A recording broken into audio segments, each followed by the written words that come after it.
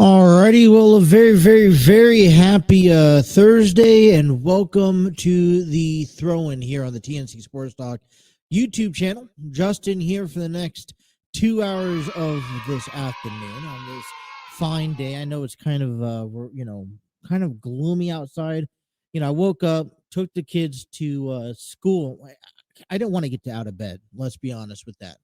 But I took the girls to school. It was actually in the 60s when I left around a little after 8. That weather out here is supposed to kind of finish up and then head on out. From my understanding, we're supposed to get a couple hours throughout the program with a little bit of high winds, about 60, 70%, and kind of go away for the evening. Now, I know that the oldest, pick the girls up from school today, expected to potentially be take the oldest out to softball practice. Hopefully we can still be able to do that. Well, we're on standby today.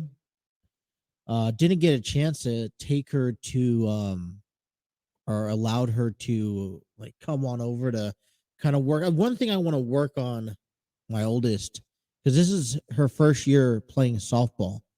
And so the first thing that I want to kind of focus on doing is getting her comfortable in the batting, in the batting stance. Last Thursday, taking her to practice, she saw the fundamentals. And that's what's so great about the team that she's on. It's a mix of, fresh, kind of new people, like her, and then people who have played in years past. And, kind of, I was standing off on the far side. She was at bat, and she's the opposite at bat for me. I bat, right-handed, and she bats left-handed. And it's kind of a new adjustment. Well, what's so great about that is that she's now could mirror me. And so I kind of want to, hopefully get her this weekend, kind of give her the chance to kind of, work into the batter's box. We could simple stuff that we could do inside the house that's not going to cause damage or anything like that. Just have her stand there and get comfortable, and then the swing. I'm working on going to get out and hopefully get a batting tee, where I could take her out to the park or even just outside and have her practice swinging and making the eye contact and all that fun stuff. So, but yeah, it's supposed to rain today, tomorrow, into Saturday. And it's supposed to be kind of like mild weather. So like today is supposed to top out at 70, drop back down to 50, and then on Saturday up to 71. And then back to the 50s, 60s, and then on game day for the Reds next Thursday, it's supposed to be high 57. Now, even the 50s, in the 50s can be pretty nice. And right now with the rain, it's been pretty nice. And we're looking at some clear, next Friday is supposed to rain, but we're looking at some clear weather for opening weekend for the Cincinnati Reds, which is, by the way, just 7 days away, you guys. Exciting. And we'll break you all that down. I have the potential pitching matchups for both the Reds and the Pirates. And talking about the Reds and the Pirates, now, I know yesterday we started talking about the Chicago Cubs, and I started kind of just going through the roster, going through the list, who's going to kind of guys to look out for, and a little preview at the schedule. Well, yesterday I was thinking about how I want to present that. Well, you know what? I felt like I did a very poor job at presenting that yesterday. So I want to come back on here, and to kick things off in this first hour, I want to talk about the Chicago Cubs and then the Pittsburgh Pirates. and kind of just actually share my screen with you. And you can officially just go on the Chicago Cubs and Pittsburgh Pirates website to be able to kind of figure out what's going on. So I want to share all that with you in this first hour. I also want to talk about some more Cincinnati Reds baseball, get you guys ready from that. A big conversation I'll get to here in today's program is about Bill Goldberg becoming a free agent. And that has kind of, I kind of wanted to give you my take on the future of Bill Goldberg and what's next for the Hall of Famer. What should be next? Let me rephrase that. What should be next? So we'll talk a little bit about that as well. Plus, we'll get you guys ready for the NIT, as unfortunately, or at the NCAA Sweet 16. Unfortunately, the Cincinnati Bearcats did not do so well in last night's ball game, as they fell short to Utah Valley 74-68. Next time, the Final Four for the NIT will go on and play on the 28th of March, which is next Tuesday. So we have a little days away. But now we're down to one team. So as the basketball season for college comes to an end here within the next week and a half, we'll still follow the NIT to the final for the final games already. So we mentioned 7 days away from Major League Baseball. We also have now 9. All right, 9, right, however you want to do it. Like 9 days away from WrestleMania 39. And today we're going to kind of take a small break from talking about WrestleMania, although there are questions lingering around WrestleMania still. We're still awaiting on a desired match, such as the Rey Mysterio and Dominic Mysterio, which I've been on this program multiple times telling you that I'm okay with it, as long as we get to see it. And what does that mean is that I'd rather watch this match head into the Hall of Fame, like this story build up into the Hall of Fame, where then Ray kind of is like, all right, final straw, you want the match, you got it. So one of the questions coming out of this year is maybe the amount of Hall of Fame inductees. We got Rey Mysterio, the Great Muta, Andy Kaufman. We still haven't heard of the the Ultimate Warrior, award, foundation. A couple of the other things have been added on to the Hall of Fame ceremony. So I guess there is a question: is if there is something to be done, or that that's going to continue, and we may not know until the night of. And I guess it's kind of a bummer because, I'm so used to starting to, them really pumping up the Hall of Fame and encouraging people to watch it. And I just kind of feel like, we have to understand it's not gonna be a big class. When you have large classes for years, and then you have to kind of take a step back because you realistically, who can you induct? One of the rumors were inducting Dave Bautista into the Hall of Fame. And Dave's just not gonna, apparently he's not going to be in town during that weekend. So I guess it wouldn't do justice to induct him. Andy Kaufman's also in there. So you got 3 guys. There's rumors about Stacy Keibler being inducted into the Hall of Fame. So you go, if things still go according to plan, you got about 4 or 5. But I think a lot of the WrestleMania topics and the conversations, other than Friday Night SmackDown, which is tomorrow night, and we'll talk some, about SmackDown tomorrow, honestly, is just, a 5-man class. We'll probably talk a lot of it next week. And next week is a big week because we have to talk about WWE, WrestleMania week. I mean, it's a huge week. Plus Major League Baseball, which is also a huge week. I mean, next week is just crazy of topics. And on top of that, just started promoting the theater play Love's Not Enough, written and directed by Terry Chappell II. All right. And I got a chance to talk with the crew back in January. All right. They had their initial performance. This was a play written, directed, and performed originally back in 2019. And with some revamps, with some more drama, some more details involved into this play, they decided to relaunch the play back in January. Got a chance to sit down with them, the cast members, Terry, to kind of pick their brains, get themselves ready, because there's a big diverse group among these men and women and kids who, from never being on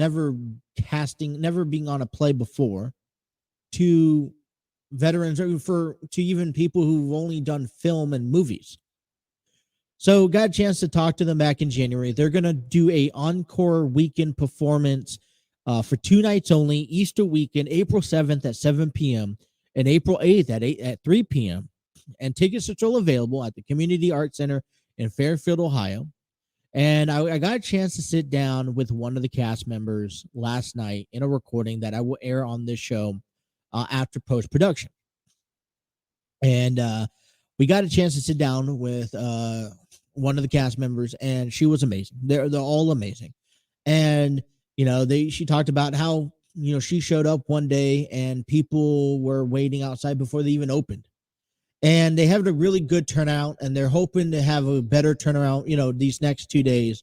And they're hoping to take this show on the road to spread the message about love's not, it's just the 4-letter word is not enough in a relationship. And what's so great about this play, and what I encourage people who have not got a chance to go out there and see it, reason why you should go out there and see it, is because Love's Not Enough is not just about the 4-letter word. It's about the daily struggles of topics and subjects and obstacles that most couples, most men, most women love to avoid talking about. All right, we're talking about, infertility. We're talking about the simple work drama, being away, in the military, stuff that really should be paid attention to. It's something that should really be focused on more in a lot of these stories. They get ignored, right? And so what Terry's done is that, based off of a true story, based off of personal experiences, but adding his own twist of humor and drama and all that good stuff, he's generated a play that's successful. And he's given us the opportunity to kind of take a moment back, reflect, compare, contrast, and say, hey, listen, we're not alone in our daily problems. All right. Most likely the person that you're talking to, or, the friends that you're talking to, deal with very similar situations that just has not been brought to the surface. And it's okay to bring those subjects and face those fears, on the surface. So, it's one, Enlightened Studios is one big family. Love's Not Enough aired April 7th through April 8th, 2 performances before they hit the road. So check it out. Tickets are still available, a couple weeks away. And hopefully starting by next week, we'll get some interviews out there and getting them, presented for you guys to promote the show and play. So Love's Not Enough. Get your tickets today. Got to get that out of the way. Great guys. All right. AEW Dynamite was last night. And this show has really gotten away from being able to talk about AEW. And that's because WrestleMania season, we got baseball. I even took a break right now because we haven't talked about football in a lot of sense. And what I'm doing with football is trying to allow some. So we're in the new season. We're officially in the new season. The first thing in the new season that we have to address is leading up to the draft, which is thankfully it's after WrestleMania, after the opening day. So what I'm kind of doing, because I've seen a lot of trades, I've seen a lot of deals happen, and a division that's really making a big splash is the AFC or the NFC South, right? Baker Mayfield jumping to Tampa Bay, and we'll have plenty to talk about there. The Saints, the Panthers adding on, the Falcons adding on. And as Tom Brady exits, you see a new change, probably for the better in the AFC, in the NFC South. And one thing I would argue is that the South, both AFC and NFC, is probably one of the most overlooked divisions in the NFL, even with Tom Brady, with Tampa Bay, was one of the overlooked divisions. Anyways, so what I'm trying to allow to happen is take a few weeks to clear my mind from football. And in a couple of weeks after WrestleMania, before the draft, kind of revisit the NFL, kind of catch up on all the news and all the stories that have lingered around, give you my thoughts, my opinions. I'm kind of starting to work on it, keep notes, keep tabs, because a lot of things is happening. We're still trying to figure out if Aaron Rodgers is going to Arizona. We're still trying to figure out if, where Lamar Jackson is going to play next season, because obviously he can't get a deal done with Baltimore. So that's my plan. AEW is still progressing, and it's unfortunate because we have a couple good things going on. And last night we saw one of those excellent things out of, Hangman Page, Kenny Omega, and John, the Combat Club, they're all really going at each other. And, Kenny Omega had himself a dream match yesterday, was a big hit. But I mean, there's a lot. I mean, this is when I'm okay with what AEW is doing. And they're really doing some fun stuff. And we're just kind of missing it because of the road to WrestleMania. So, caught a very little bit of it last night. I was actually on the Cubicle chat, and I'll talk about that coming back from break with Steve Barber. If you guys haven't got a chance to check out his podcast, I would go check out the Cubicle Chat podcast with Steve Barber. He's also involved with you also may know him by the Armchair Booking Wrestling podcast. And, he's kind of been writing solo. So I'll talk about that coming back from break. But we have a nice 2-hour episode for you guys today. So I'm excited to bring you some of this content. I've noticed my techniques about maybe slowing down and enjoying everything, that is being presented. All right, so we're going to take a break, take his time out, step back. If you guys are watching us from YouTube, we want to thank you. Please be sure to hit that like, share, and subscribe button. If you haven't done so already, hit those notifications. Don't miss a single episode, and be sure to comment down below. I want to hear what you guys think. You guys, listeners, comment on our show.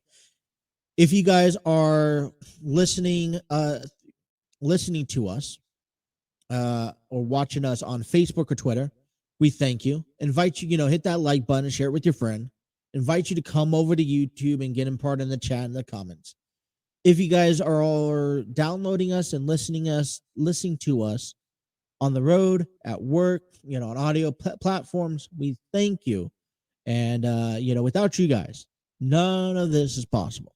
So thank you guys so much. All right, let's step away. Let's come on back and let's break down the NIT tournament. All right, and get you guys ready for Sweet 16. You guys are listening to The Throw-In with Justin. That's me right here on the TNC Sports Talk YouTube channel.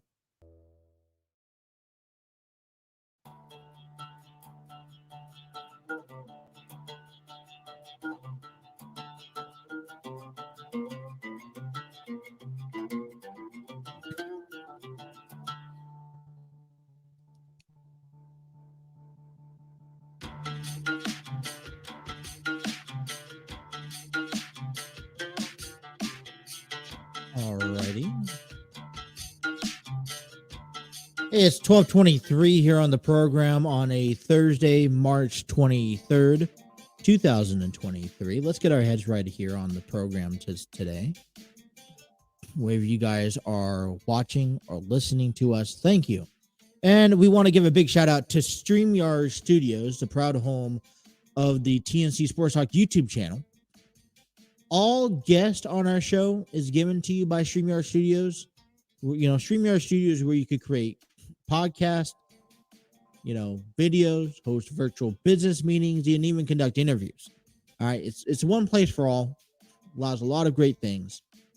Want to check out StreamYard Studios? Try their free version today at StreamYard.com.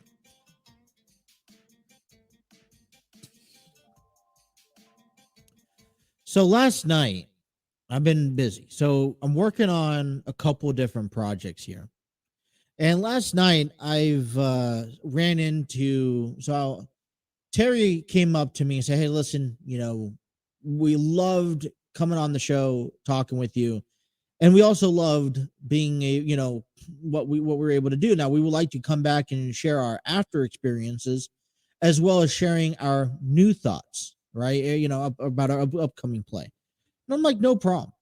So we're kind of lingering around the schedule, trying to figure out what works best for both of us, because got a chance to do an interview last night with one of the guests. Like I said, it was amazing. They had a great time, great reaction, and I can't wait to sit down and listen to the rest of the people. And as they come in, and as I'm currently working on production with them, I'll be posting them up on the show. I'll be posting them up individually on the channel and on audio platforms. So all I say is stay tuned. Please be patient. But last night also, I got a chance to kind of sit back and relax with Steve. And you may know Steve Barber from the Armchair Booking Wrestling podcast, who I talk tremendously about. And, he also has another podcast called Cubicle Chat. And Cubicle Chat right now is only an audio podcast, not on YouTube, not on Facebook, not on Twitter. He links those, the sites where you could go listen to them from. But apparently he's been running solo for the last couple of weeks.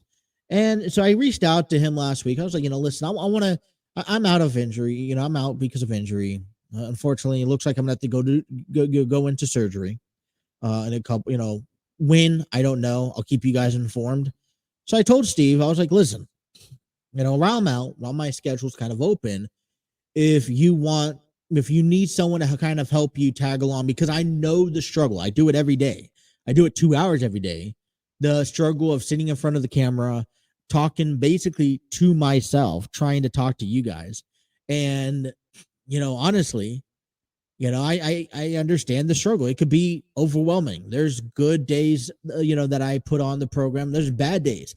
I mean, you've heard the bad production days, and you sometimes are like, this is why I'm still an amateur to this. But so I offered I extended my offer out to him. I was like, listen, if you need help, if you not just you need help, you need someone to come on with you and just someone to talk to and interact with and get some sort of feedback from during the recording. I'm more than willing to take my time and say, all right, I could give you an hour and a half, 2 hours of my time once a week or so and come on the program. So he invited me on last night, and he was like, what do we want to talk about?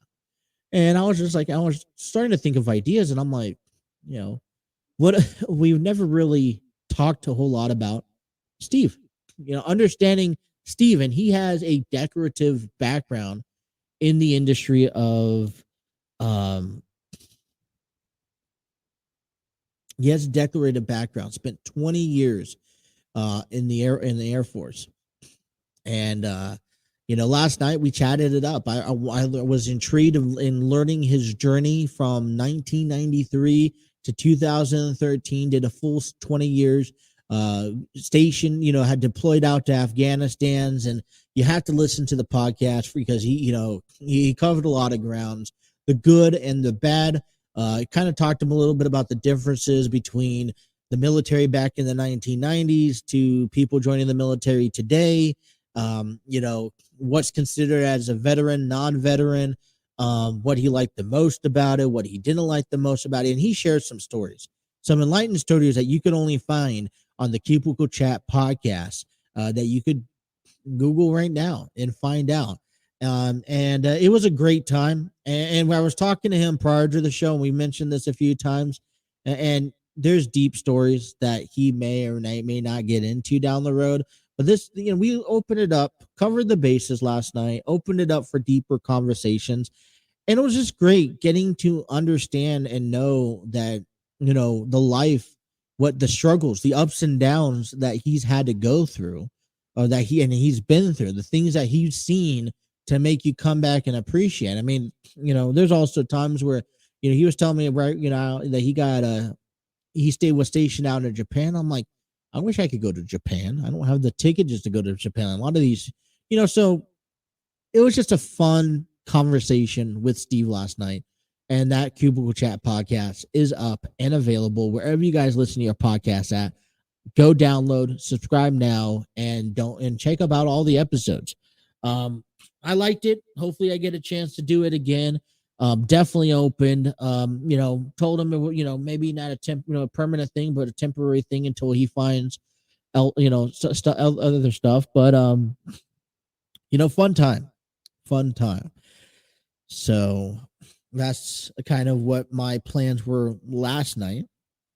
And that's how we rolled.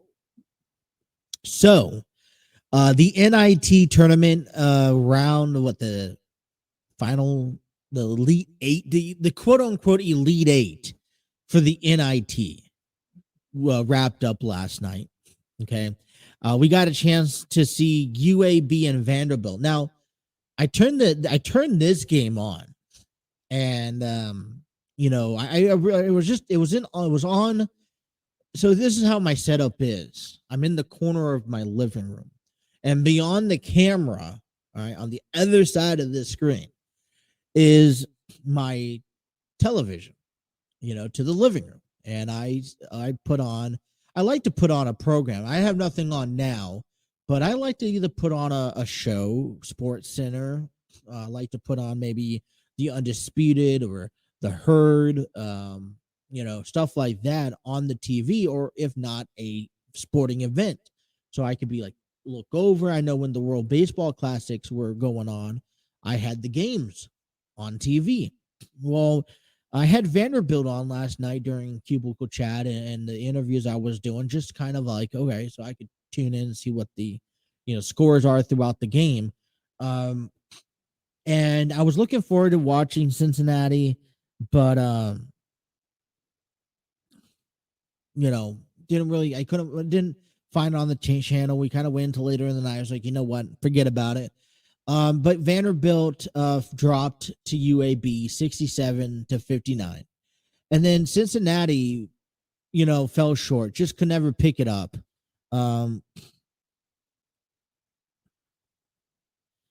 So, sorry, I was just looking at text messages from the practice tonight. So Cincinnati fell short 74-68, and they will not advance to the Final Four. Now, back on Tuesday, North Texas beat Oklahoma State, and Wisconsin beat Oregon. So now we're down to 4 teams in the NIT.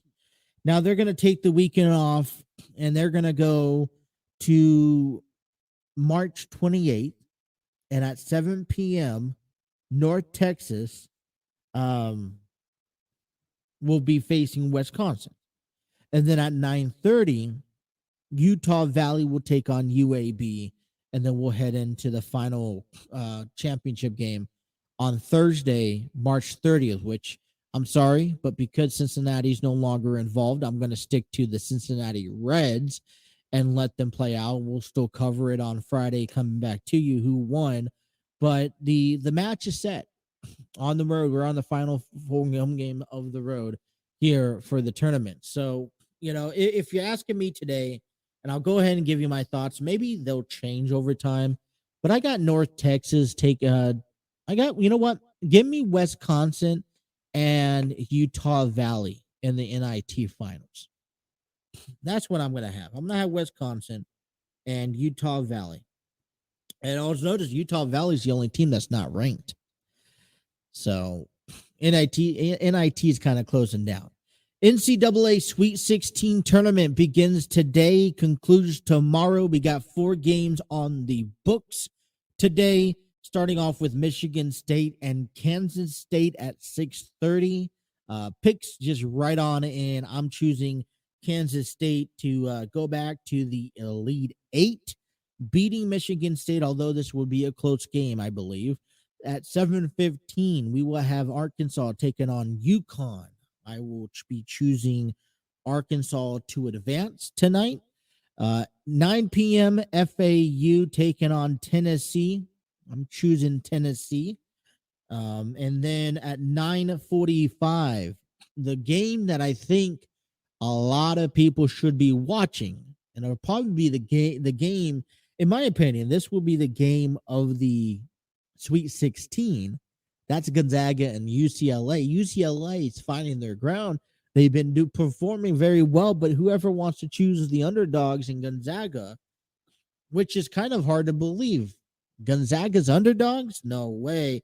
I got to stick with Gonzaga because history has proven itself that in moments like these, Gonzaga normally winds itself on top, able to control themselves for the better. So then tomorrow night, and I know we'll get more into this because now we're down to one team, to San Diego State, Houston, and Texas. Those three teams I was looking out for, they're all playing. San Diego State will take on Alabama at 6:30 tomorrow night. Then at 7:15, you have Miami taking on Houston. At 9 p.m., Princeton takes on Creighton. And at 9:45, that game that we got to watch, which is great because Monday Night Raw is finishing up at 10. So as soon as Monday Night Raw finishes, I'm jumping on over to Texas and Xavier. Now, I do have a couple interviews, so I'm going to have them all kind of playing simultaneously. But I'm choosing San Diego. I'm choosing Alabama. I want San Diego State to win, but there's a lot that has to go SDSU's way in order for them to pick up a win. I mean, see, I grew up on San Diego State. When was the last time they advanced to the Elite Eight, if not the case of the Final Four? I got Miami or I got Houston over Miami, excuse me.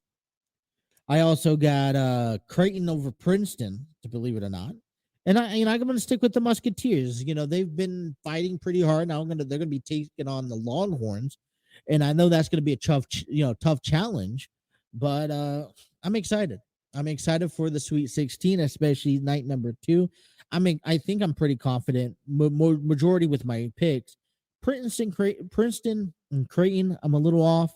But I'm just choosing one. Arkansas and UConn's also the same way. But everyone else, I feel really, really good about. So we'll see what happens. We'll talk about that tomorrow as the 4 of 8 teams continue as the Sweet 16 begins. All righty. Yeah. There we go. Hold on one second. There we go. I accidentally pressed the wrong thing here. All right, this afternoon's kind of rolling along. That wind and rain is kind of pushing itself through. So are we. Let's take a time out, and when we come back, all right, let's kind of start visiting some of the division teams for the Cincinnati Reds, because in order to have a successful year, not only we need to have a great year, we also need to have a crappy year. So what does these other teams have to offer at the end? We'll take a look at the Chicago Cubs, and if we have time, we'll take a look at the Pittsburgh Pirates. All that still to come. Hour number 1, bottom half of hour number 1, coming up next here. You guys are listening to The Throw on the TNC Sports Talk YouTube channel.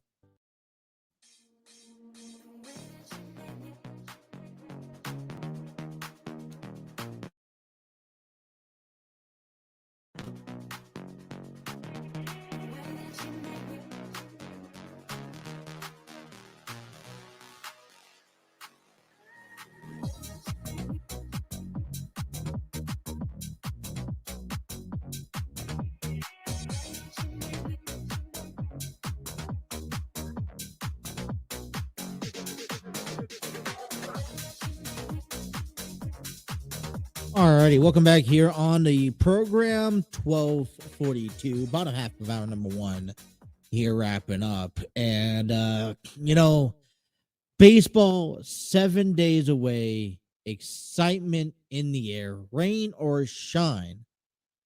Those Cincinnati Reds are taking on the Pittsburgh Pirates. Let me get back. This is where my screen just internet issues all the time. So I apologize. So all right. So I was thinking about this over break, and I know yesterday I talked about the Chicago Cubs, and I was a little disappointed in myself in how I was giving this information out. Okay. So, in all honesty, I kind of want to reinvigorate and revisit the Chicago Cubs also, because I think there's a different format that I want to do. But I want to start off with the Pittsburgh Pirates, because those are our first opponents come opening day. Okay, those Pirates. So here is the screen of the official website of the Pittsburgh Pirates. And as you can see there, the spring training game for the Pirates. And, listen, we haven't really faced a whole lot of Milwaukee. We haven't really faced a whole lot of Chicago and the Cubs. So realistically, we haven't really been able to give ourselves the proper view of, what these teams look like, especially St. Louis and Pittsburgh, because they're down in the Grapefruit League. So we're not really going to, the first time we see Pittsburgh next Thursday will be the very first time we see them all season. And so I think the first thing I want to kind of just look through here is their schedule. So, I'm not really worried about spring. Now, interesting note, they will go on, okay?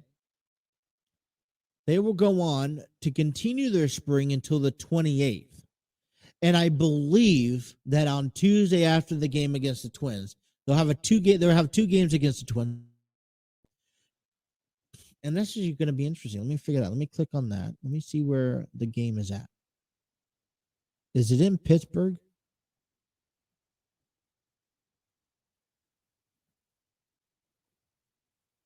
Let me see. All right. So I just clicked on it. I'm waiting for it to pop up.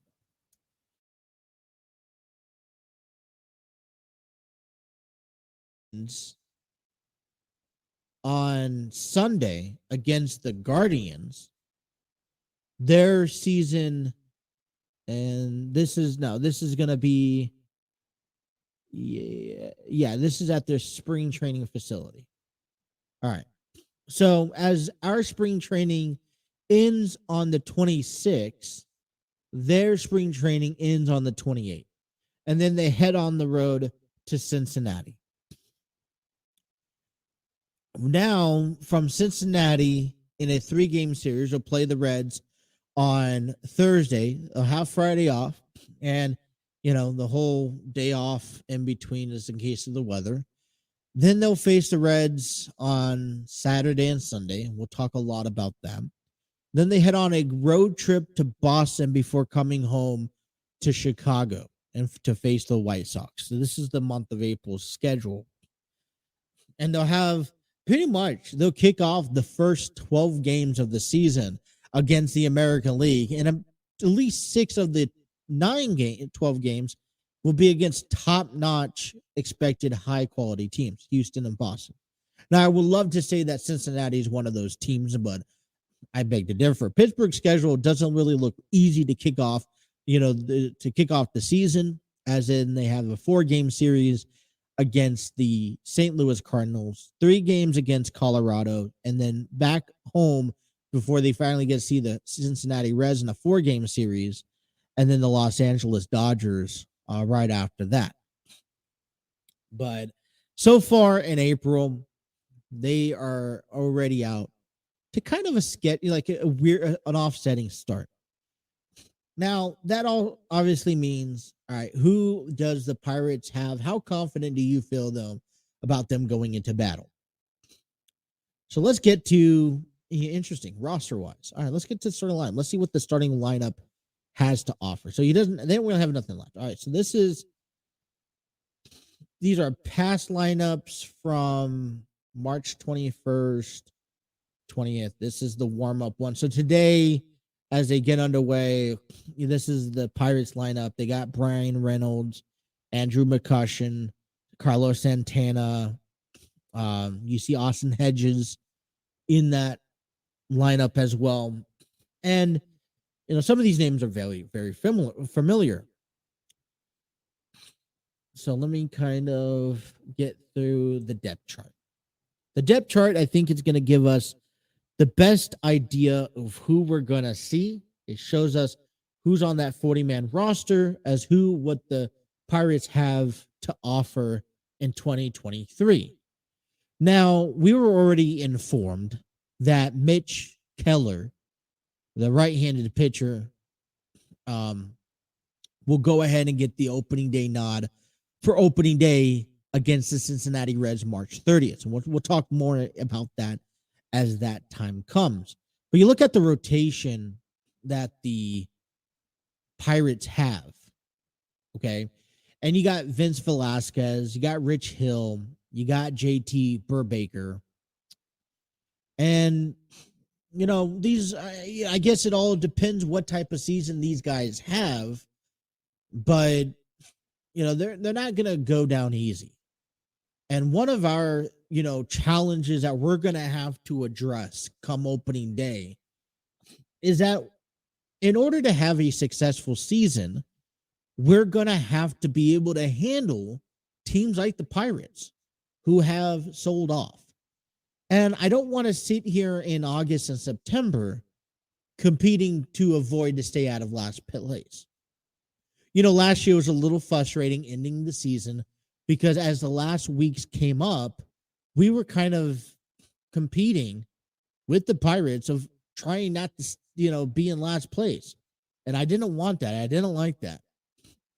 So I would like us to get into a more comfortable position where we can feel confident that even if we don't finish off in the top 3, that fourth position, we're nowhere near that dead last spot in the NL Central.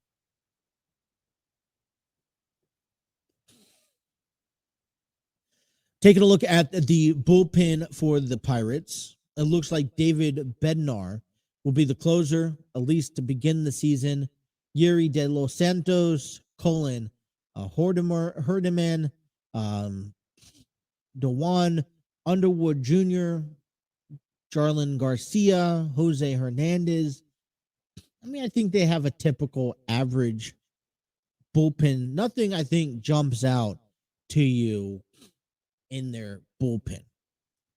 So I feel like, okay, quick, easy, key things that we could look out for opening day, and we'll pay more attention, is to get out to an early lead, because whenever you could give Hunter Green that security run system by getting out to an early 2-3-0 lead in the early innings, that's going to help embetter our pitchers, not just Hunter Green, but all of our pitchers, to go 5, 6, possibly 7 innings to eat. Austin Hedges, former Padres, wasn't too bad of a player.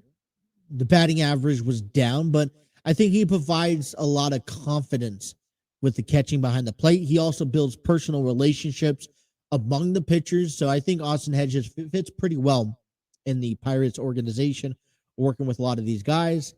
Tyler Heineman will be right behind them as well in that depth chart. Over there at first base right now, you could look at Carlos Santana, Connor Joe, Jun Manchu also. So you have a couple rotation guys, especially as we look as a designated hitter. Rodolfo Castro will also be right now primarily as your second baseman. But I also see the Tusapita Marciano Marcano, excuse me. I'm butchering the name left and right there. Well, I remember him getting picked up from the Padres organization, traded over in the Adam Frazier deal. And, I think given a couple years, this second baseman role, you're going to have three guys really competing for a spot. Key Brian Hayes will be the third baseman for the Pirates, as O'Neill Cruz will be your shortstop, everyday shortstop.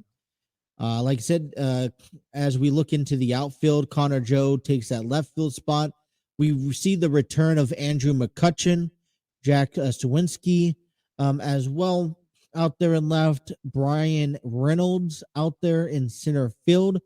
McCutchen taking the right field spot. The designated hitter they have listed for Carlos Santana, Andrew McCutchen. I mean, so in a resemblance, the Pittsburgh Pirates are in a very close situation, such as the Cincinnati Reds.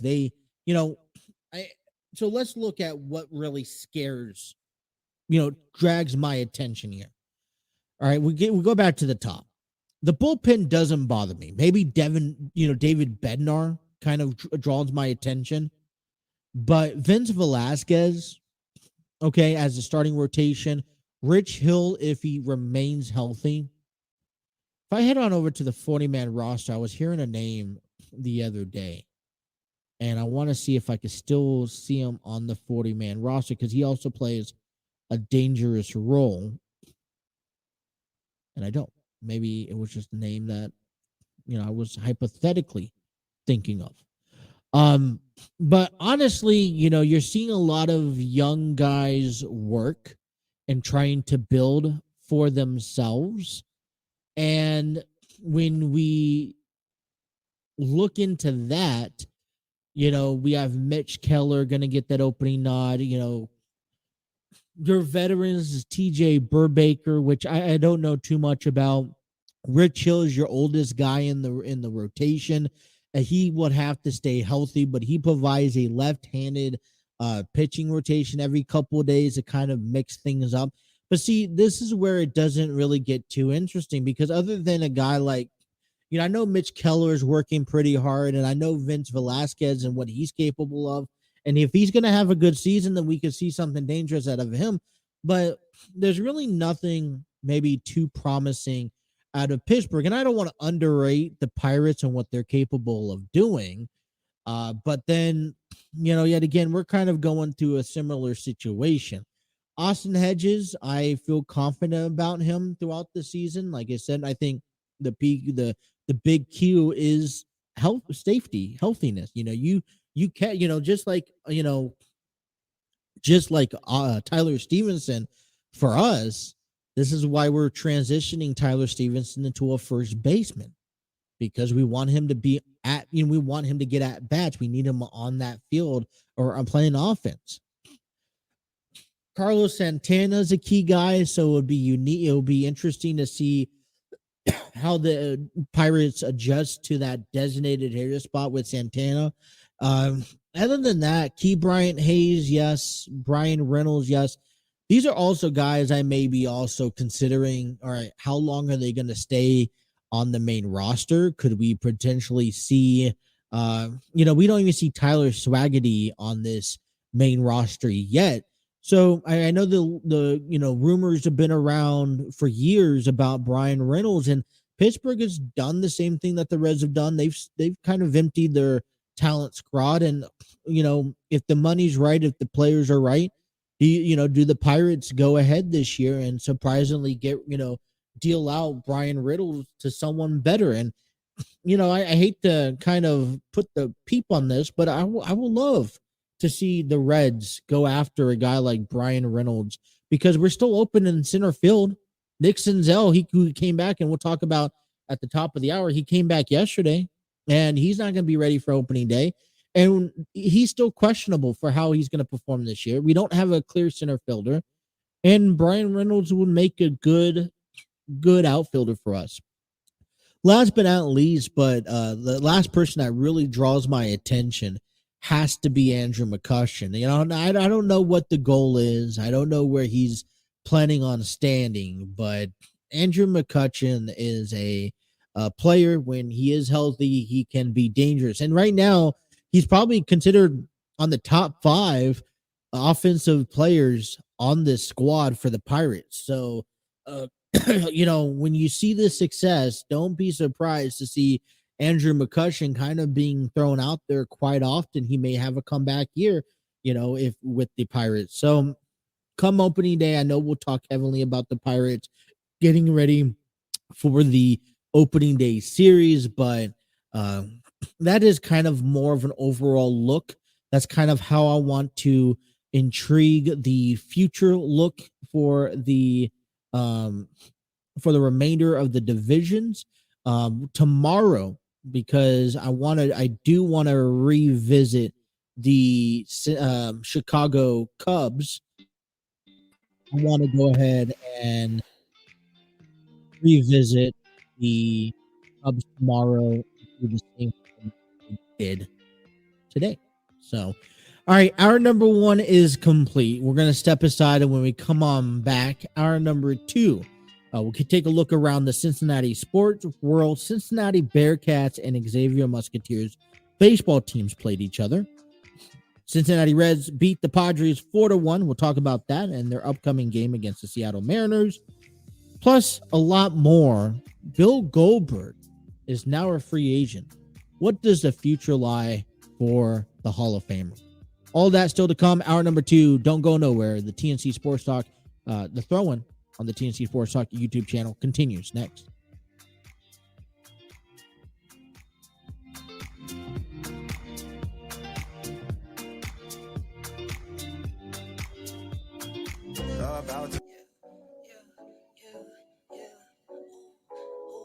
Bluetooth disconnected. Left it to the bank left it to the bank What's going on, everyone? Welcome back to the throw-in here on the TNC Sports Talk YouTube channel. Justin here. Hour number 2 getting underway, and I've definitely felt confident in the first hour of the program, but we want to give a big shout out to our friends over there at Spreaker. From iHeartRadio, Spreaker.com is the proud home of the audio platform distribution center for the TNC Sports Talk YouTube channel. If you guys missed any episodes, any segments, be sure to download us, take us on the road with you. Wherever you go, you guys can listen to us in the car, at work, in the cubicle, thanks to Spreaker. We're available on all audio platforms, big ones like Apple Podcasts, Google Podcasts, iHeartRadio, Spotify, Spreaker. If you listen to a podcast, we are on there. And if not, let me know, you guys. Let me know. So if you guys are also new to downloading and uploading podcast episodes, I would highly recommend checking out Spreaker.com. They have full analytic breakdowns of your show, people watching it, where it's from, what your market is. Also get a chance to put in some ads, earn some, make a profit off of it as well. Kind of something I like throwing in there at the end of all of this. So yeah, that's that.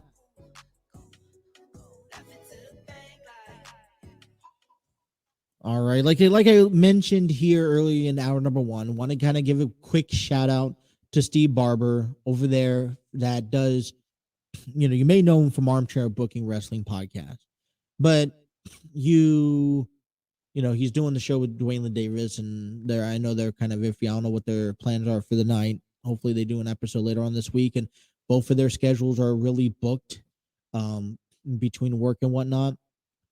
But he also does a Cubicle Chat podcast. Yeah, Cubicle Chat podcast. That's the name of it. And I was fortunate enough, thank you, Steve, for allowing me to come on there. We talked about his military career, the path, the ins and out, the goods and the bads about military, about his military experience, what he's been through, what he had to endure, the good and the bad, what got him into wanting to become a military. And so I encourage you guys to go check that out over that at Cubicle Chat podcast. All right, our number 2 is pretty content. Now, depending how this first segment goes in our number 2, we may very well visit the Chicago Cubs today. And I think that's more likely what's going to happen. And to be honest, I think how tomorrow is going to go, it's kind of the same way. Visit Milwaukee Brewers and the St. Louis Cardinals.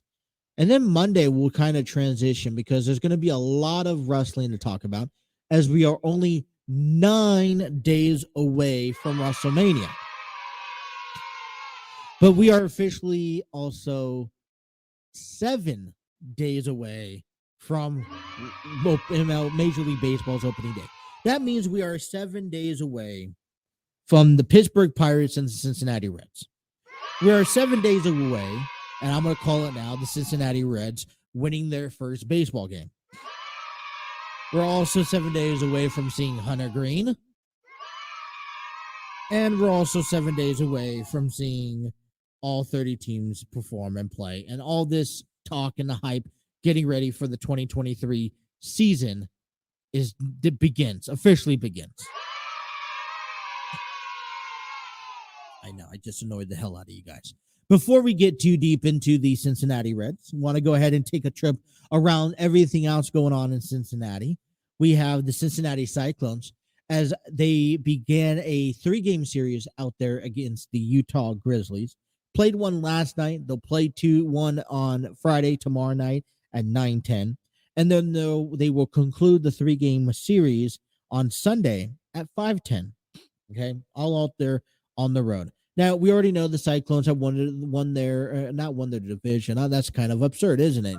No, it's been a tight race for the ECHL Central. Both the Cyclones, Toledo Walleyes, and the Indy Fuels have clinched a playoff berth to determine, yet they're still in competition for the division spot. Cyclones, though, made some impressive push last night, and beating the Utah Grizzlies 6-4. Patrick Paulino put up his 20th and 21st goal of the season. Justin Vave put up his 30th of the season. Their next game is tomorrow night at 9:10. Cincinnati Bearcats needed a win yesterday, and it was the match of Ohio, Cincinnati region. Let me put it that way. Because Cincinnati Bearcats took on the Xavier Musketeers, and Cincinnati Bearcats took care of business, winning the final score of 19-6, putting up 13 hits with 1 error. The Musketeers mustered up 9 hits with 3 errors given. The Bearcats moved to 4-2 at home, 5-6 on the road, 0-2 neutral sites, which overall leads him to a 9-13 on the season. Cincinnati's Tommy Boba won the game yesterday, going 5 innings, 6 hits, giving up 3 runs, 2 walks, and 4 strikeouts. Yesterday's Bearcats home run contribution is Brian Nicholson, Cole Harding, Cameron Goodry, and Corey Kinglenbeck. I apologize for butchering them out. On the Xavier side of things, the Musketeers had Connor Bailey begin the game. He lost the game, moving to his record 0-1. He didn't even get out of the first inning, unfortunately, as he gave up 2 hits, 5 runs, 2 walks. Home runs for the Musketeers is Tyler DeMarty. Musketeers go back to 500 baseball and with the 1-game losing streak. They go to 0-2 at home, 10-8 on the road, 0-0 on the neutral site. The Cincinnati Bearcats will begin a 3-game series this weekend, starting Saturday against the Butler Bulldogs. Saturday's game starts at 2 p.m. and Sunday will be a doubleheader. First game at high noon and second game at 4:30 p.m. Xavier Musketeers will begin a 3-game series this weekend at West Virginia, back on the road. On Friday night, they will first pitch for the Musketeers will be at 6:30. Saturday's game will be held at 4 p.m. and Sunday's game will be held at 1 p.m. This is all correspondence due to weather restrictions.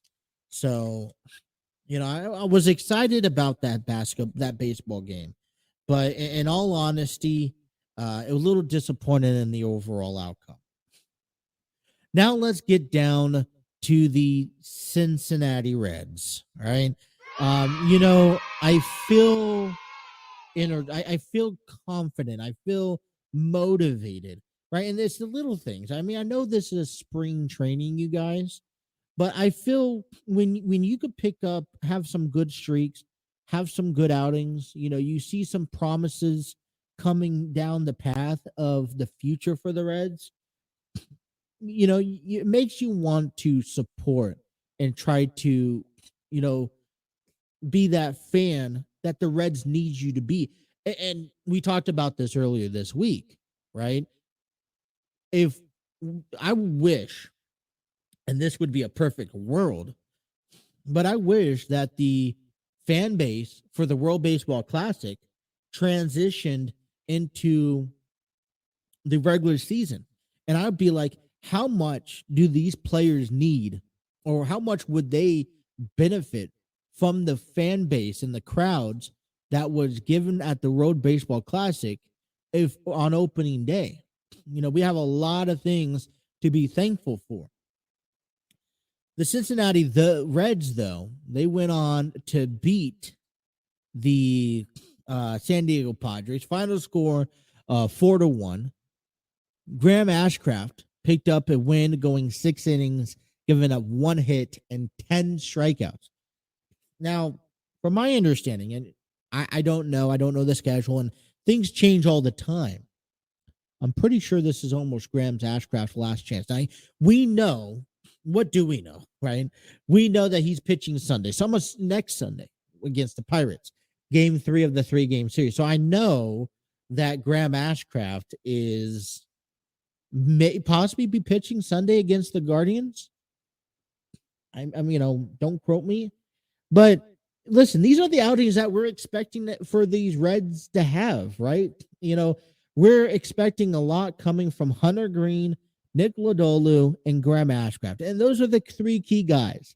And and I don't think it's too much to hold them to an expectation of saying, all right, you got to give me a solid 5-6 innings an outing, only giving up 2-3 runs or 3 to 4 runs at best.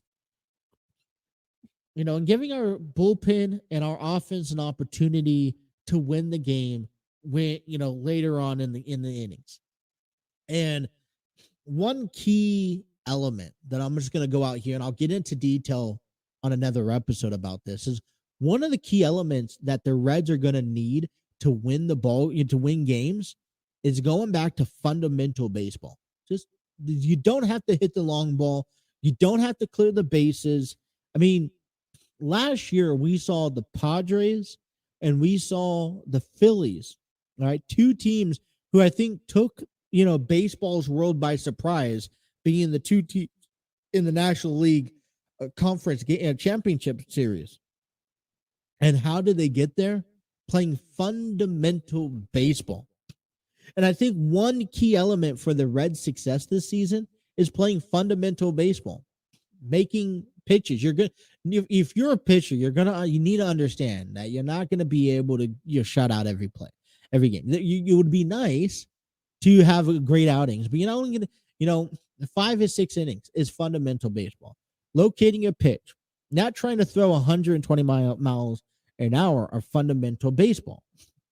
Allow the ball to be put in play. I mean, I love that number 10, 10 rack up there on strikeouts. I want to see it every time. But if you give me 2 strikeouts in a game, as long as you're putting the ball in play and letting your defense make the plays for you, then I'm a happy camper. Buck Farmer picked up his 7th save, which is going to be interesting to talk about with these roles next week, because I know Alexis Diaz is your primary Saver, David Bell's going to claim that out, but it's going to be interesting to see how that kind of falls and unfolds. TJ Friedel went 2 for 3, giving up a run in yesterday's win. Now, the Reds are back at it tonight.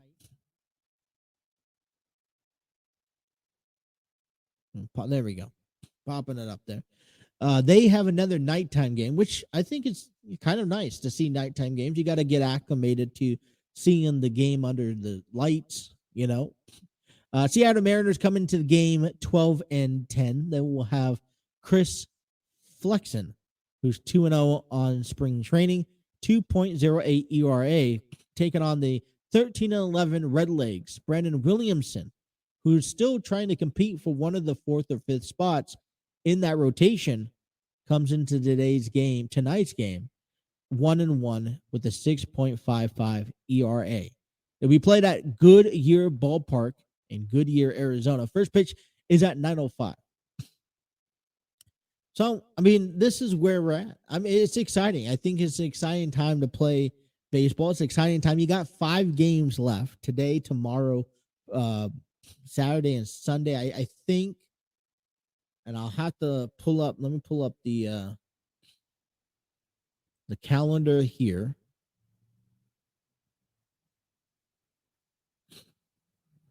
Let me go up the schedule.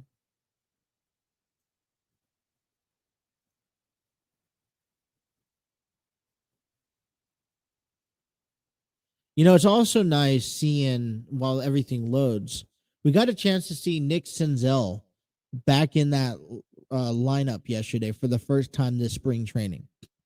Now, I don't know if he's going to, I really doubt that he'll be ready for opening day because it's 1 week away. But, you know, I'm just excited to be able to see him back out there on the roster. I think, you know, and I don't want to jinx nothing. All right. We got 4 days and 5 games. We take on the Mariners at home tonight. Tomorrow we'll be on the road to face the Diamondbacks at 4:10. And then we'll be facing the White Sox at home for the final home game of the spring training at 9:05. And then we'll have a doubleheader on Sunday. Right, a split squad. One game is going to be over. It will be at Goodyear Ballpark playing the Cleveland Guardians at 4:05, and the second one's going to be over in Colorado, taking on the Rockies, taking at 4:10. So, but 4 games, I don't think Nick Senzel is going to be ready. A question that I think we're going to talk about next week, definitely when it comes down to the Reds, is that, you know, this is one of many conversations.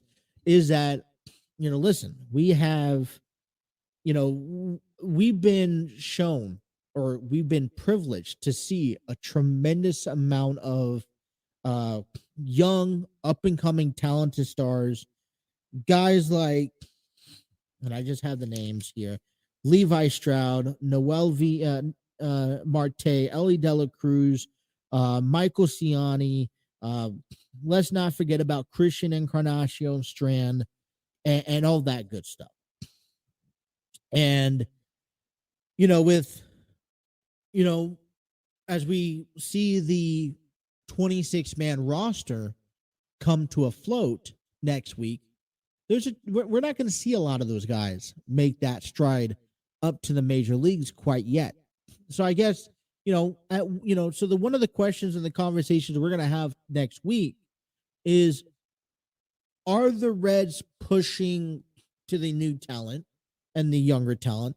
And for 2, when can we see the guys that we were ultimately been told about finally come up to the main roster, come up to the, overall aspect, right? To, those guys like Ellie Dela Cruz, who, had a really good spring, or Matt McLean, or even Christian Encarnacion. So those are conversations for next week.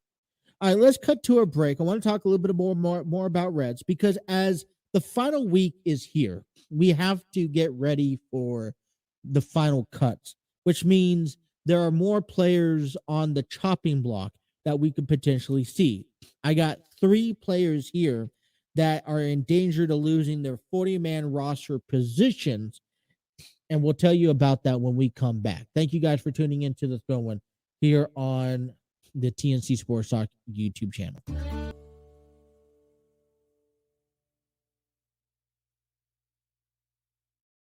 Goes her own way, like he don't give a damn, girl. And my God, she owns it. So many heartbreaks, goes back to 2014, and I think that she knows it. I know that you would believe it, 'cause I know that you'd want her to. Yeah, I do. Everyone's taking their shot, but missing out on the cut. I think she knows that. She drives him crazy when she's looking like that. The way she's moving makes him want it so bad. Gets the attention that we wish that we had. 123 here on the program. Welcome back to the Throw-In here on the TNC Sports Talk YouTube channel. Trying to get some new music in here. Just the up-tempo, fill in the vibe, all that good stuff. That sun is starting to come out a little bit out there. I don't know wherever you guys are at. Those showers are kind of intriguingly coming back and forth, back and forth. Supposedly, it's supposed to start storming after practice. So busy day as soon as I get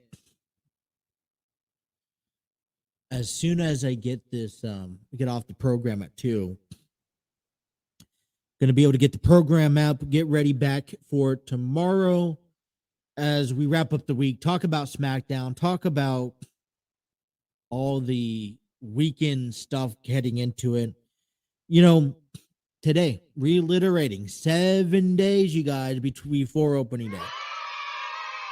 Pirates, Reds, March 30th. Mitch Keller taking on Hunter Green, and it's going down. And I'm excited. But some players may not be. You know, throughout this spring, it's the unfortunate inevitable that we have to see players get cut that will not be on the opening day roster, or even with guys that will not be on the 40-man roster come opening day. And it's a little difficult to watch sometimes because us as fans, you know, we're prone to seeing, hey, so-and-so is batting 400, hitting 13 home runs in the month of March, and we say he's pro league ready, but that's not the game plan for that franchise. We've already saw a lot of good talent, a lot of talent that we're looking forward to seeing at some point this season, and hopefully we get to see these players get sent down to get cut. We're seeing, well, we've seen Ellie De La Cruz go down, Christian Encarnacion, Matt McLan, one of those guys. And we've seen guys get released, Daniel Norris, Austin Romine. And it kind of makes you scratch your head. It's like, what are we doing? I mean, Encarnacion had a fantastic spring, training season. Why doesn't he belong in the big leagues come opening day? And as a fan, that's what we argue.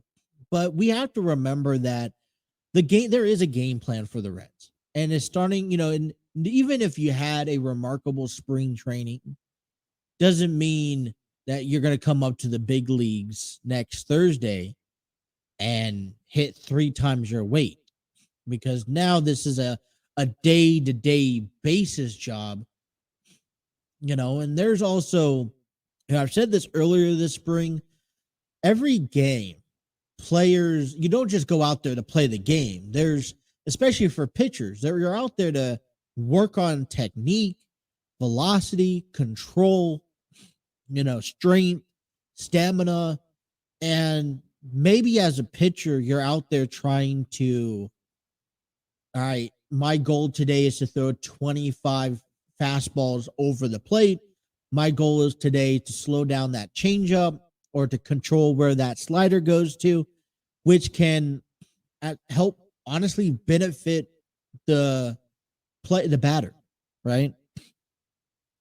As we approach the end of spring training, though, this is probably one of the most scary parts, because there are players that as you get to the final stretch, it's like you're doing, you really don't know where you're, what's going to happen. The final decisions are not made yet.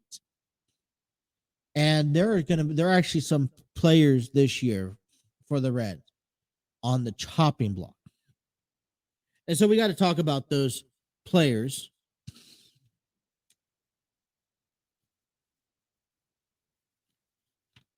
Okay.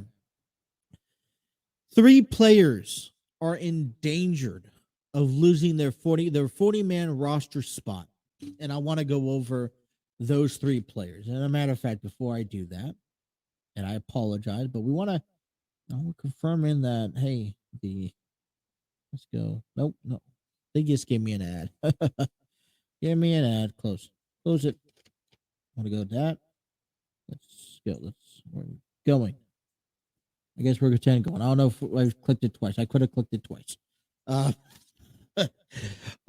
right. So we're going to talk. I was just confirming that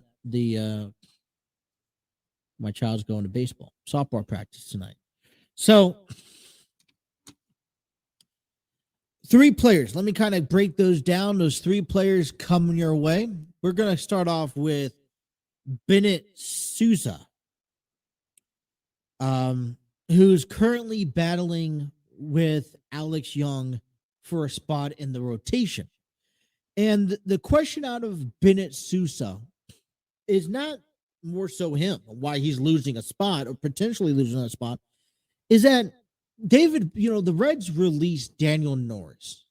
And one thing that I think is key to have in order to have a successful bullpen in any franchise, and the one thing and it's the same thing in the rotation, you got to have a nice combination mixture of righty lefties. And you got to be able to have a couple lefties in that bullpen for scenario pitching.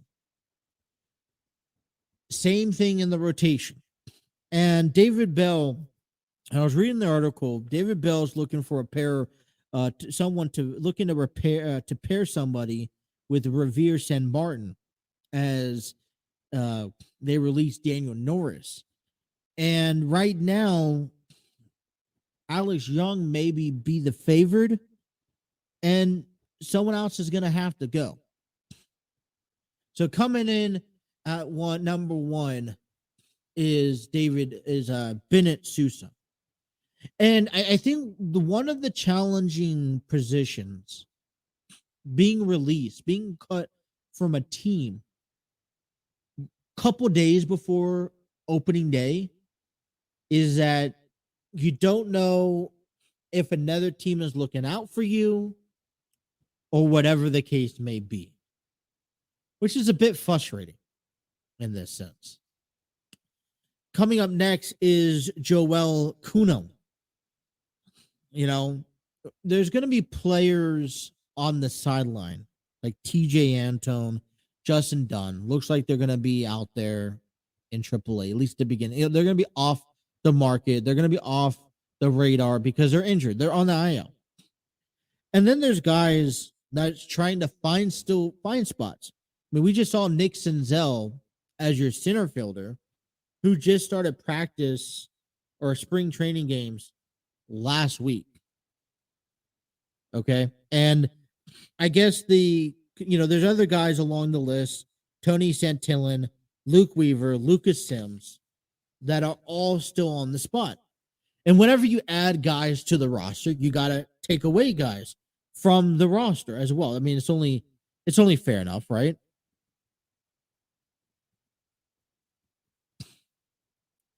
And then there's guys such as Case, that is on the roster, including that I think is important: Michael Ciani, Lyon Richardson, Levi Stroud, Ellie Dela Cruz, Noel V. Marte, Casey Lagramina. And so I guess what sparks is that, hey, Joel, you're not a terrible pitcher. You're a good pitcher. But in the common, you're kind of in the mix of where the team that the Reds want, the players that the Reds want on the team now, to the players that the Reds are looking to have on the team by the end of the season. And, the unfortunate, and I'm going to say that this is a true unfortunate. Players get signed to the team, not thinking that they're going to get a minor league contract, not thinking that they're going to get a, big league contract. Sometimes players get signed on to a team in a probability that players won't be ready by opening day. Injuries occur during a spring training. You pull a hamstring, you pull an oblique, you stub your toe, you break a finger, whatever the case may be. And especially when what we saw last season, how pitching and injuries really hurt the Reds, we're kind of like, okay, maybe be safe than sorry. Invite a couple extra players, and if someone goes down, we could fill them in the slot role. And, we have a good combination on the 40-man roster. We'll go over that next week when they officiate the 40-man roster, and we'll see, who should have stayed, who should have gone. And Joel, Connell, hey, good luck. I don't know where you go get designated for assignment, and then you could be on the AAA, a squad, of course. Last but not least is Stuart Fairchild, and I'm kind of bummed about this because I like Stuart Fairchild. He has that pop to the bat. In my opinion, he's the everyday center fielder, but with injuries, it's kind of hard because he's been down with injuries. But I like Stuart Fairchild. He has that nice pop to the bat. He's also good. I mean, I think he's a decent outfielder. I don't know too much about him out there in center, but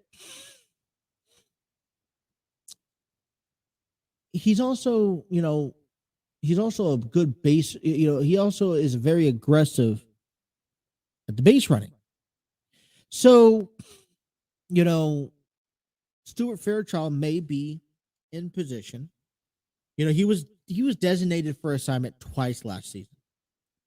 And like we mentioned, there's guys out there. Mac McLean is one of those guys who could potentially fill in that role. Now, I don't know what the future is for Nick Senzel. I don't know why the Reds are deciding to hold him up, because I think that there's some potential elsewhere. But you also see Michael Ciani. You also see Ellie De La Cruz. I feel like Stuart Fairchild is a risk that the Reds are going to have to decide, do I take on the risk by keeping him, or do I take on the risk by, designating him for assignment? He could get picked up by another franchise and we could end up regretting it down the road. Now, I mean, I think the thing that I look at is that since, that I don't see Senzel on the team in the next 3 to 5 years. I can see Stuart Fairchild on the team for the next 3 to 5 years. But I also feel that right now, no one, unless that's a lot of money you're eating up for Nick Senzel that you can't go put back into Stuart. And Stewart's right now the cheapest option, because if you have to pay him out, you're not paying a whole lot, an arm and a leg.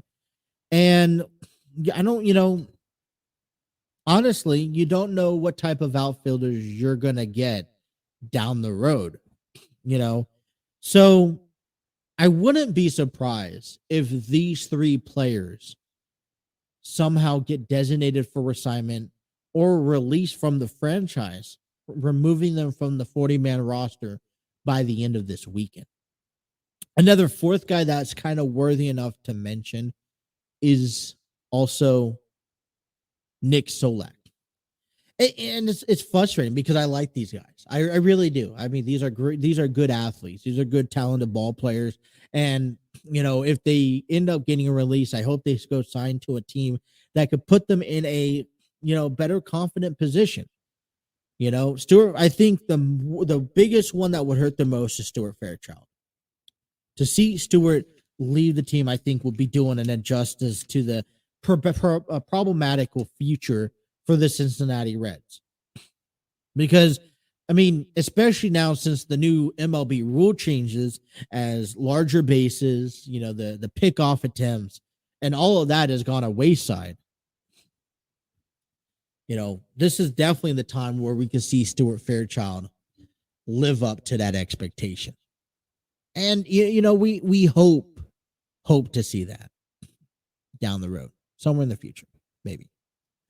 All right, we are at the bottom of the hour. We are at the bottom of the program. Okay, and I want to talk to you guys about finish off and talk to you guys about the future of Bill Goldberg. The Hall of Famer is officially a free agent. So what's next? And should he hang up the boots for good? Should he make a run? Does AEW pick up at him? So I want to talk about that coming up. So that's going to take us into the remainder of the show. And we want to thank you guys for tuning in and watching us and making us your weekly sports program. And we're going to step aside, come on back, and we're going to wrap up the program talking about Bill Goldberg, all coming to you next, right here on the Throw-In, available on the TNC Sports Talk YouTube channel.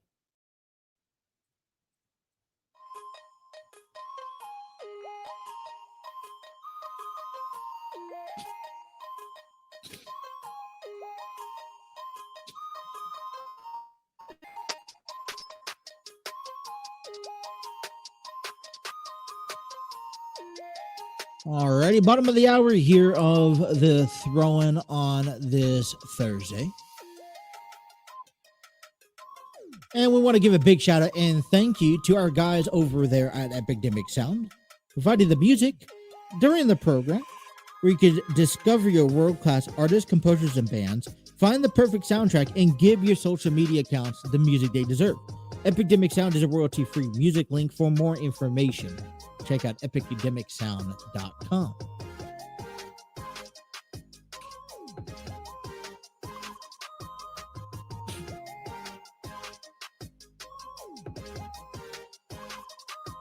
Alrighty. We are ready to go. Last segment of the day, bottom half of the program. And I tell you that we're going to be talking about Bill Goldberg. And yes, we are, but right after this quick word. Like no one can. Where is your heart? What does it look like? Bruised, damaged, or mistreated. Where is your heart? What does it look like? What do you do with the feelings you feel?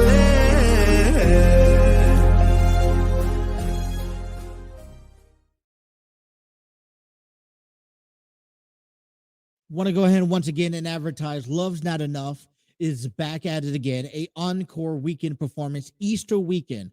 We're doing on two performances, one on April 7th at 7 p.m. and one on April 8th at 3 p.m. at the Community Arts Center in Fairfield, Ohio. If you guys are looking for something to do Easter weekend, go ahead and go check them out. Love's Not Enough, written and directed by Terry Chappell II. He also have a cast member, all part of the Enlightened Studios, work on getting some guests on the program over the next few weeks leading up into the play. And it's a good story. It's a good theater play about very successful back in January. Going to be hopefully taking it on the road here in the next few months, and excited to be a part of the program. And the projects that they're working on. So Love's Not Enough. Get your tickets today. Head on out there. April 7th and April 8th. All right. So we're down to talking about the big key guy. The future of Bill Goldberg, who becomes a free agent this week. WWE has let his contract expire. They don't seem to have any interest in any future matches, at least not at this moment. And so one of the questions that is lurking is, what's the future? And I know for some people listening to this who are Bill Goldberg's fans, that they're not going to be too happy with what I have to say about Bill Goldberg. And it's nothing that I don't like Bill. I like Bill. He's a Hall of Famer. He's probably one of my favorite WCW wrestlers of all time, along with Sting, because that's where when I heard of Sting, I know he's done stuff prior to WCW, but when I've heard of Sting, it was the white and black paint face. It was the black and red paint face. It was this Masonic Sting character. We came down from the rafters wearing black, a black tights and a black coat jacket, carrying a baseball bat. That is the Sting that I grew up on. Goldberg came out of a WCW, and he was one of my favorites. And then I didn't know too much about his career in the WWE. And then, I hear about the story with the Brock Lesnar and all that stuff and, whatnot. So, I do like Goldberg. I was excited. I was actually one who was excited when he came back years ago to finish his feud with Brock Lesnar. And it was also exciting to see what he was, going to do afterwards. But the future for Goldberg, before we could talk future, we had to understand past. And I feel like I think questions lurk. Does the WWE owe him a retirement match? And you know what? I don't think so. The one thing that I will say to talent and athletes, and it's a tough subject to cover, and this is my personal opinion about this, is that when it's time, when it's time for you to hang up, I feel like you should hang your boots up on a high note, right? Finish off strong. And to be honest, I feel like Goldberg should have hung his boots up after the conclusion of facing Brock Lesnar, because, for one, he wasn't in the ring for nearly 15 years, right? And for two, there was only so much you're going to be able to do with him. Now, I don't blame Bill for the career that he had. He's had a decent career. He's had a Hall of Fame career, obviously. He's turned a lot of people's heads. He's, just one of those big, impactful guys. When he came into WCW, he bulldozed over everyone, and that's what all he was known for doing. But yet again, that was all he was trained to do. He was never properly trained for in-ring wrestling. And it's one of those unfortunate events, which, if that's the case, you can only do so much with this guy. So Bill Goldberg comes to WWE, and he comes back after his after his longevity away. It wasn't like he was body lifting. It wasn't like he's wrestling for a different promotion. He's away from WWE. I know he was still in physical shape, but there's a difference. There's a clear difference between being in physical shape and being in in-ring shape. And you could ask many of the talented athletes that will agree that those are two clearly different things. The thing that I have against older people, the walk-off, sign-off, and all that stuff, is that when it's time for you to hang up the boots, it's time for you to hang up the boots. And wanting to keep the open option of still putting on a match,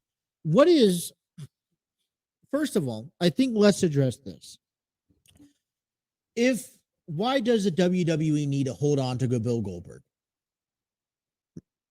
What else can he possibly do in the WWE? Who else could he possibly be facing in the WWE? And realistically, the match type that Bill has left in him is either a squash match where he's squashing someone in 5 minutes, or vice versa. Right? There's no 10, 15-minute match. This never has been. All right. This is not 25 years ago. This isn't 5 years ago where you face Brock Lesnar. This is a squash match or being a squash. And who in the WWE roster that he has yet to face? He's faced Drew McIntyre. He's faced Braun Strowman. He's faced Roman Reigns. The only guy that makes the list for me is Braun Breaker. And yet, that is a squash match. And, and the problem I have is that over the past few years, he's been trying to compete in the ring. And time again, you've seen what the body has done to you over time. And they haven't been great matches. So a part of me says, yes, I want to see Goldberg back to have one good match and end off on a good note. But there's a huge part of me that says I could care less if he comes back. He doesn't, yes, he'll, I mean, first of all, you have to ask yourself, does he draw money? And he does to a certain level, but nothing compared to Brock Lesnar or Roman Reigns. Two, do you really want to see him come out there and humiliate himself again, embarrass himself? Not saying he is, and he's a great athlete, he's a great Hall of Famer, I'm a fan of his, but, listen, The Undertaker's embarrassed himself a few times out there in the ring. I don't want the whole Saudi Arabia stuff again between Goldberg and Brock Lesnar. My thing is that, Goldberg, there's just nothing that comes out of Goldberg. There's nothing that warrants him to come back in the WWE other than maybe to go on to face Braun Breaker in a squash match at which Braun Breaker gets over. That's the only reason why this all would work, if it to work. But you could still most likely negotiate a one-match clause, keeping that open. So are you feared that Goldberg is a free agent? Because now he's available for any of the wrestling promotions. And a lot of it's notorious that as soon as someone becomes free agent, as soon as it hits the market, then, we immediately say AEW. Go to AEW, right? But what does AEW really have for him that he could be significant enough? I mean, I don't think he's committed to the every weekly on the screen, is a contract good enough? Is there anyone that you would like him to face?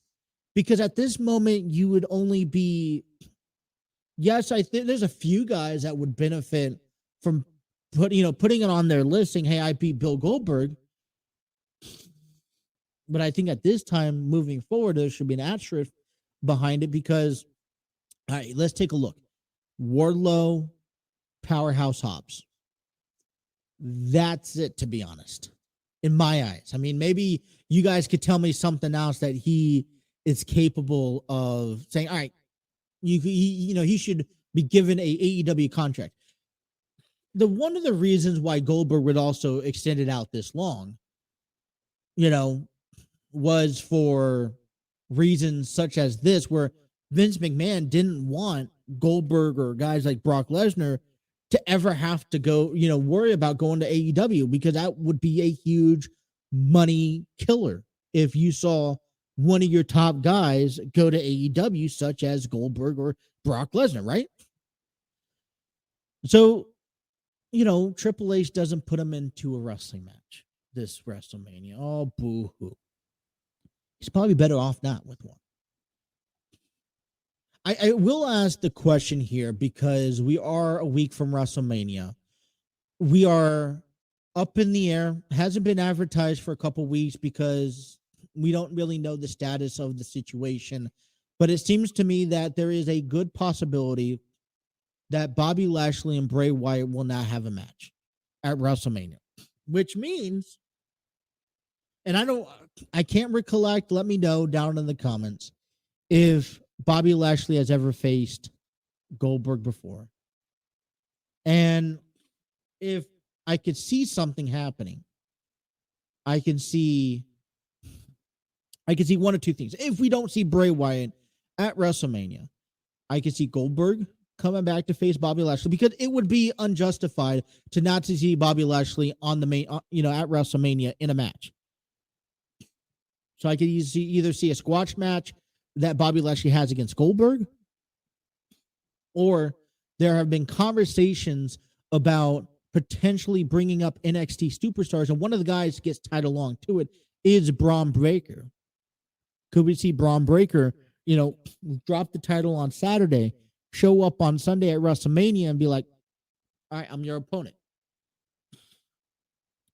Now, for me, it's all about moving forward.